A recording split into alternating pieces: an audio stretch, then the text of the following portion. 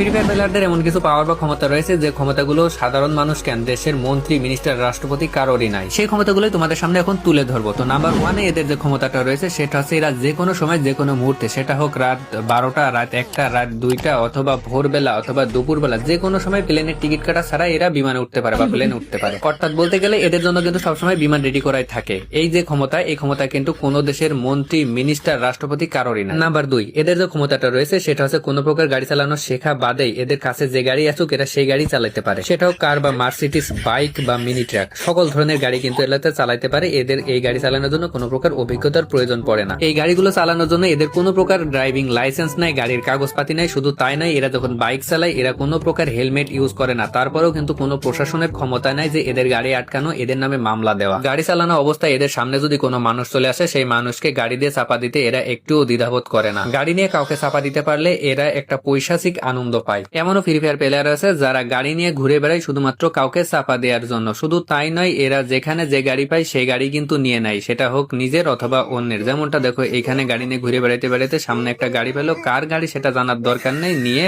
ভাগলো। এখানে যে ড্রাইভার গুলো আছে সবগুলো ড্রাইভারই কিন্তু একরকম, মেন রোড বাদ দিয়ে সাইড রোড দিয়ে যেখান সেখান দিয়ে গাড়ি চালায়। এরা কখনোই মেন রোডে গাড়ি চালায় না, কারণ এরা খুব সাহসী। তাছাড়া প্রশাসনের কোনো ভয় পায় না, গাড়ির কোনো ক্ষয়ক্ষতির ভয় পায় না। এরা যেদিক সেদিক দিয়ে গাড়ি চালায়, যেখানে সেখানে গাড়ি দিয়ে মেরে দেয়। তারপরেও এদের ভিতরে কোনো ভয় নাই।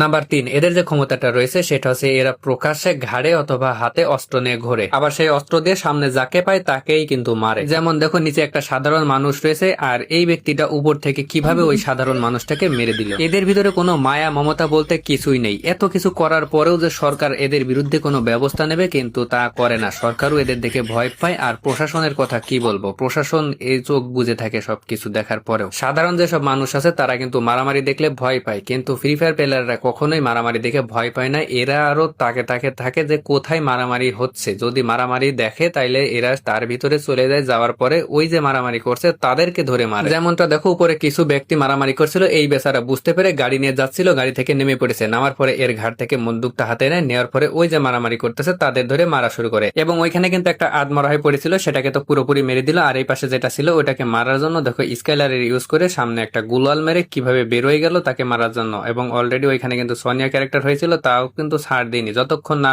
মরেছে ততক্ষণ কিন্তু এ মেরেই গেল এবং তাকেও মেরে দিল। আর এইদিকে কিন্তু আরেকটাকে দেখো, সোনিয়া বানানোর পরে নিজে জয় বাংলা হয়ে গেল। নিজের কি হলো সেটা কিন্তু এরা কখনোই ভাবে না। এদের সামনে যাই আসবে তাকেই মারার চিন্তা ভাবনাই থাকে। যেমনটা দেখো, এখানে গাড়ি নিয়ে যাচ্ছিল, সাধারণ একটা মানুষ পাশ দিয়ে যাচ্ছিল, যাওয়ার পরে দুইজন ব্যক্তি মিলে কিভাবে ওই সাধারণ মানুষটাকে মারলো। মারার পরে এই দেখো, এখানে এর টিমমেট কিন্তু ডাউন হয়ে গেছে, সেই টিমমেটকে রিভাইভ দিতে গেল। আবার অপোজিটে যে ছিল